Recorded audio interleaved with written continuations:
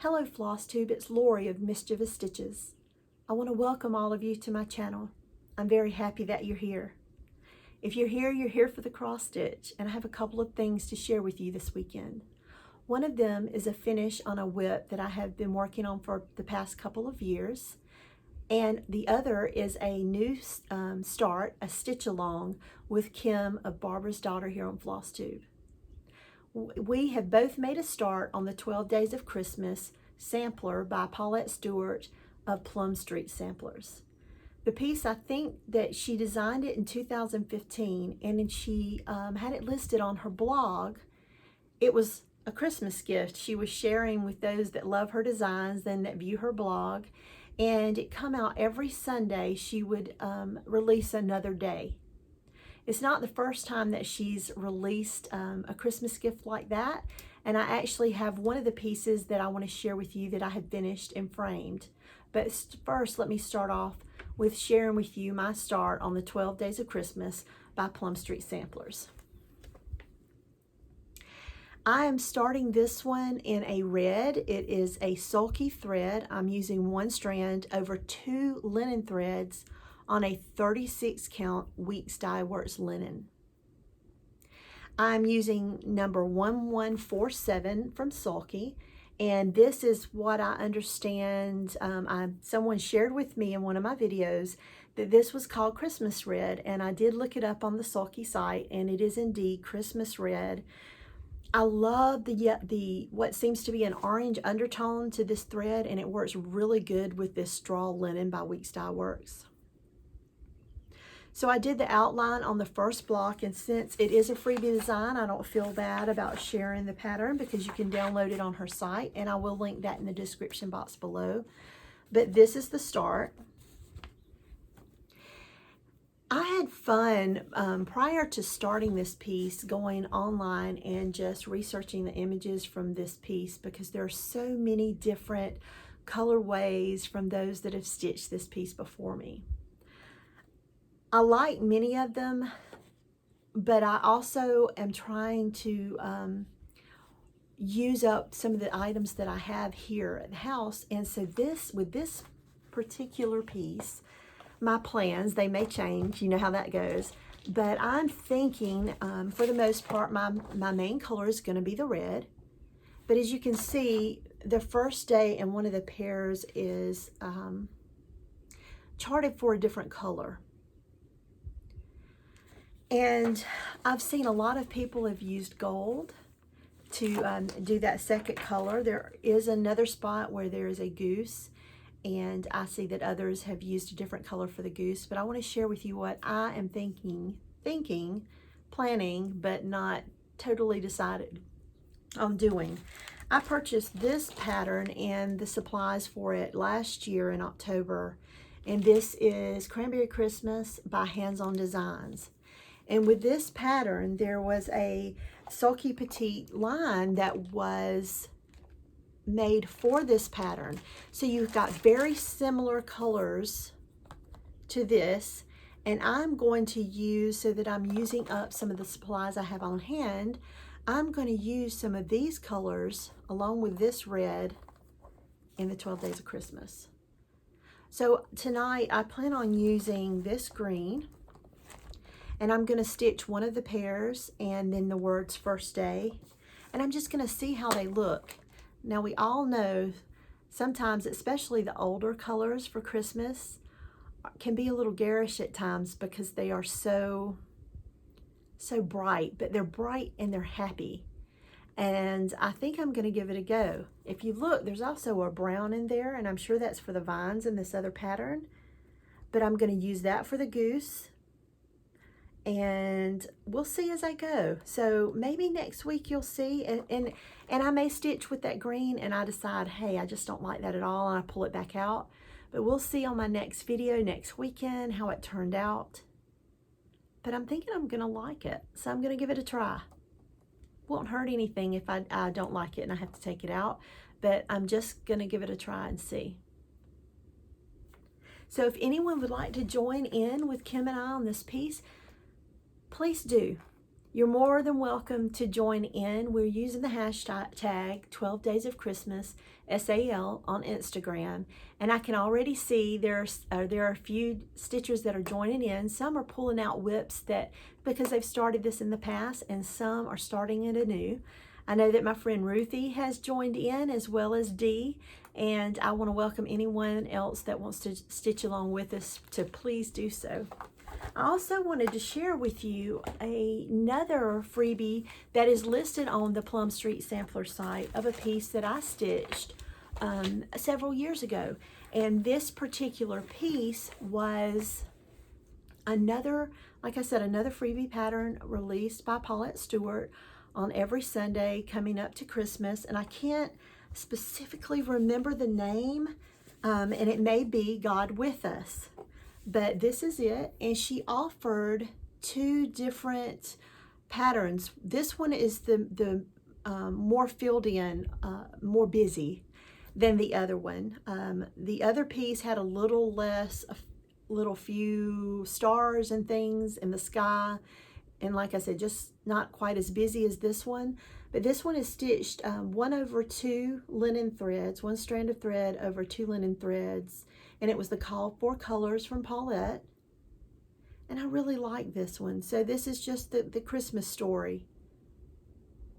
And you can find this one on her blog as well. I'll list it below with the 12 Days of Christmas as well. And I just want to thank Paulette. I'm sure she doesn't watch my videos, but just want to thank her for putting this out for all of us. She has so many beautiful designs.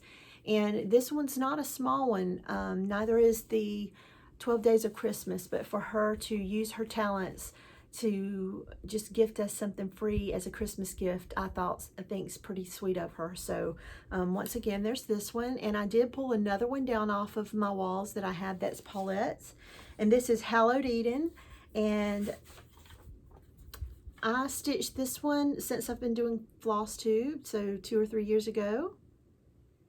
And once again, Adam and Eve sampler. This pattern offers you the chart offers you to stitch these pumpkins as jack-o'-lanterns, and I opted to stitch them just as pumpkins. And I'm sure, you know, we all know that pumpkins grow in a patch and not on a tree. But, you know, it's all about imagination, and Paulette has an amazing imagination. My favorite part of this, I think, is how the S drops down and becomes the serpent. I really like that. And I saw that Michelle CozyEgg is working on this as well, and I'll enjoy seeing what she decides to do with the pumpkins, whether she's going to stitch them as pumpkins or as the jack-o'-lanterns, but I've enjoyed watching her stitch along. But these are two of the pieces from Paulette that I have framed, and I thought you may want to see it. So this week, I continued to work on one of my focus pieces, and it was a Prairie Schooler Christmas Eve. I just got addicted to this one. I was enjoying the Christmas colors. They're bright and they're happy.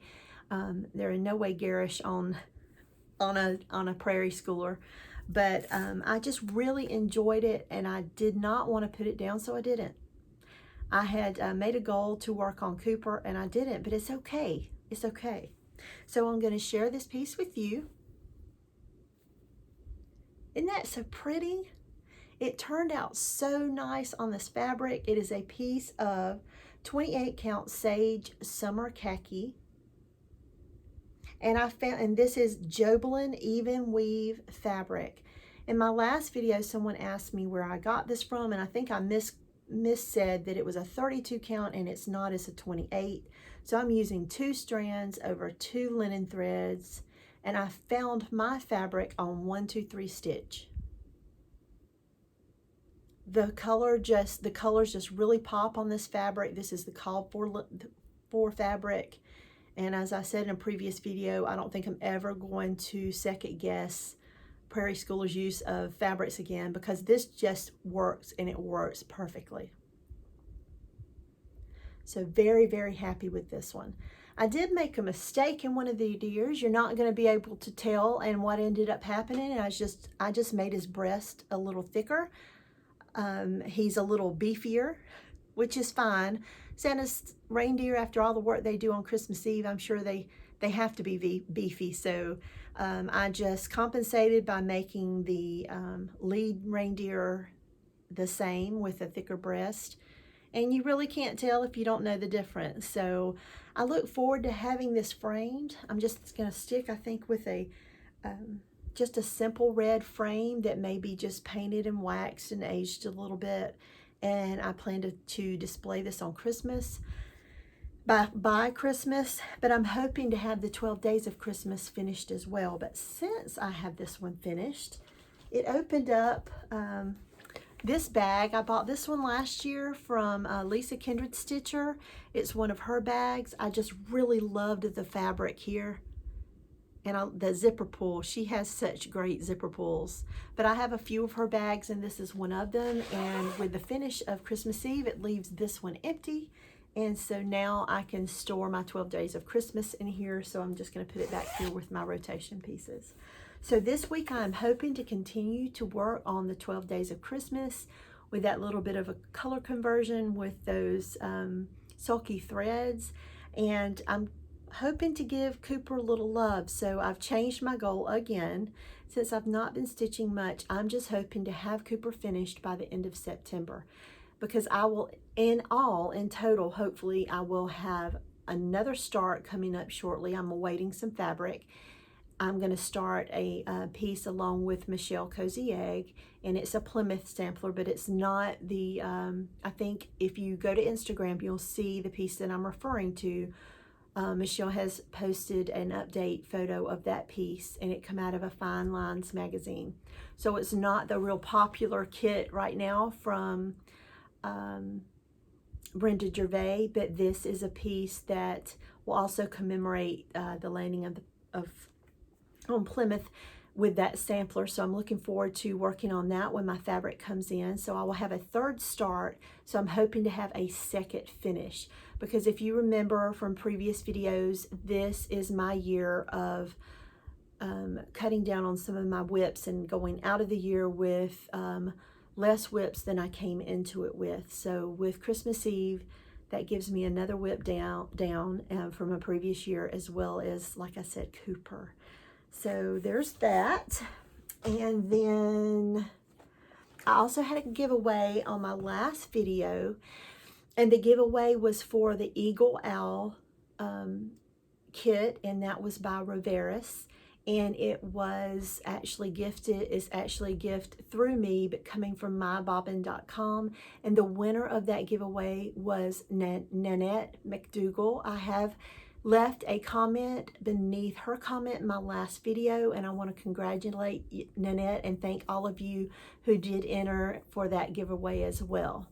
And so until next week, I hope everyone has a wonderful stitch-filled week. My heart goes out to all of those that have been dealing with nature pretty hard, the Pacific Northwest with the fires, as well as the hurricanes hitting the Gulf Coast.